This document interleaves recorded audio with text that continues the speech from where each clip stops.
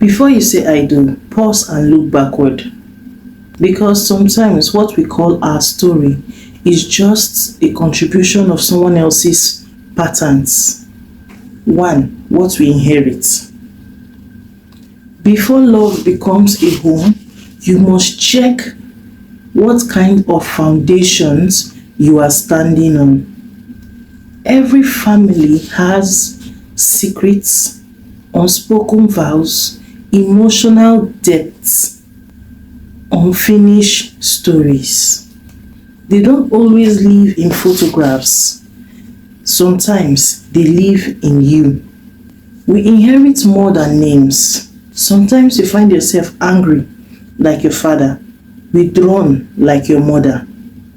Because we inherit beliefs, habits, and unspoken rules. In fact, some of us were taught that silence keeps the peace. Some saw love that only survived through the pains. Some learned that control is safety. You say to yourself, I will never be like them. And then one day, you find yourself repeating their lines.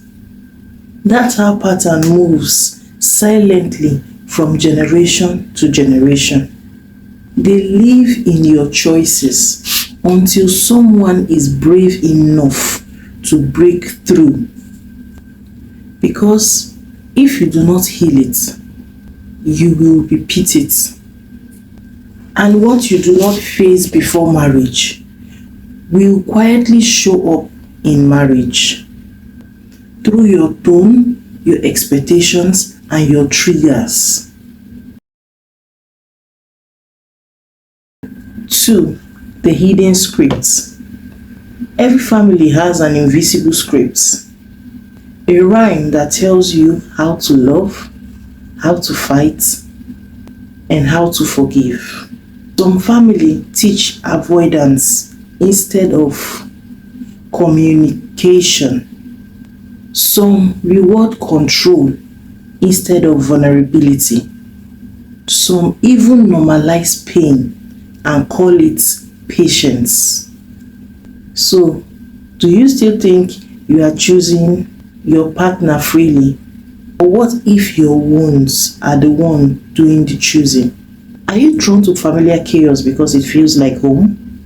You mistake control for care, silence for peace. Now listen, it's not a person that traps you. It's the patterns that repeats you. Hear this. Love cannot breathe in patterns that silence truth. Before marriage, learn your emotional language and ask yourself, do I withdraw when things get hard because that's what I saw growing up? Do I equate love to suffering because that was what I was shown growing up?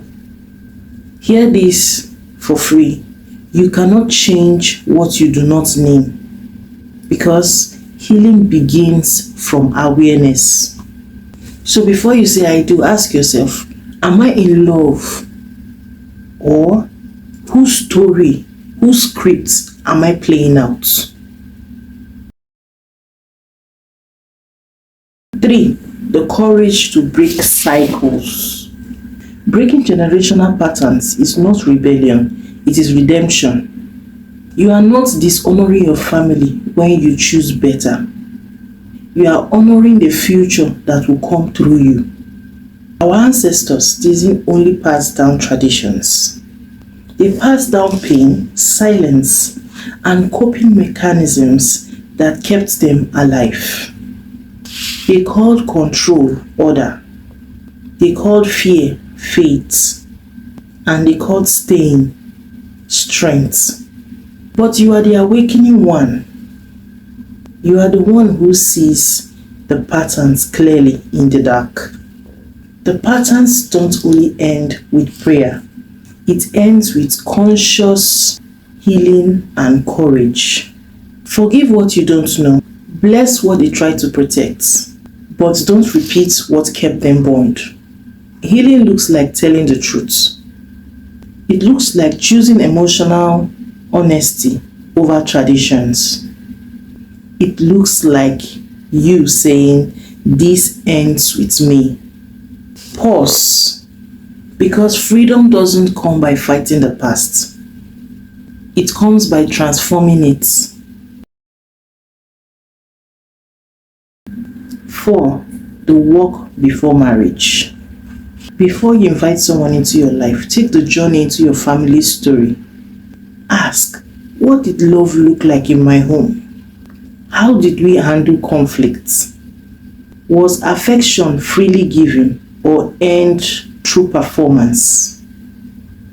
Healing will test you. It will turn you into the surgeon and the wound.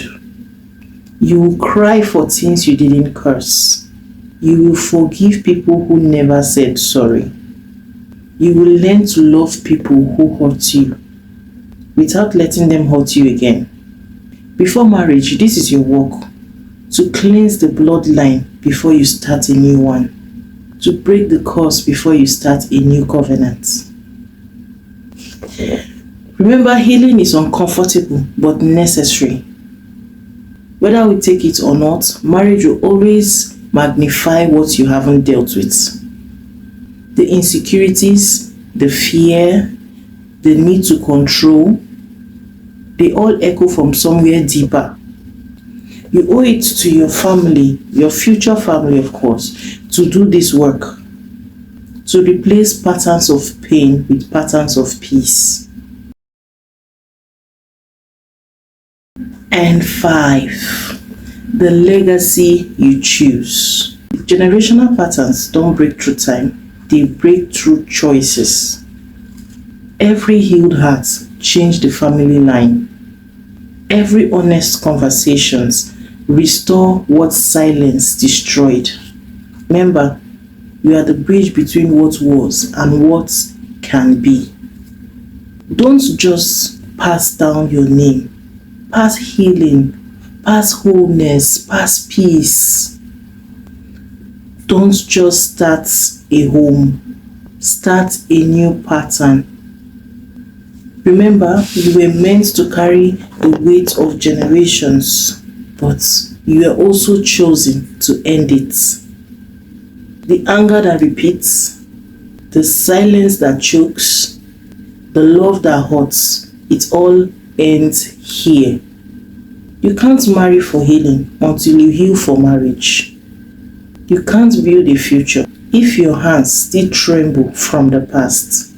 Break the patterns, bless the bloodline, begin again. Now pause, because legacy isn't built on wealth or titles.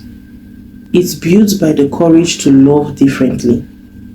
Remember, you are your family's answered prayers. Turn around and face what's behind you. You are not cursed, you are called. You are called to build a family that does not repeat patterns, pain, but rewrites peace. Ask yourself this question tonight. Which generational patterns has echoed through your relationship? And what will it take for it to end with me? Before you say I do, look at the reflection behind you.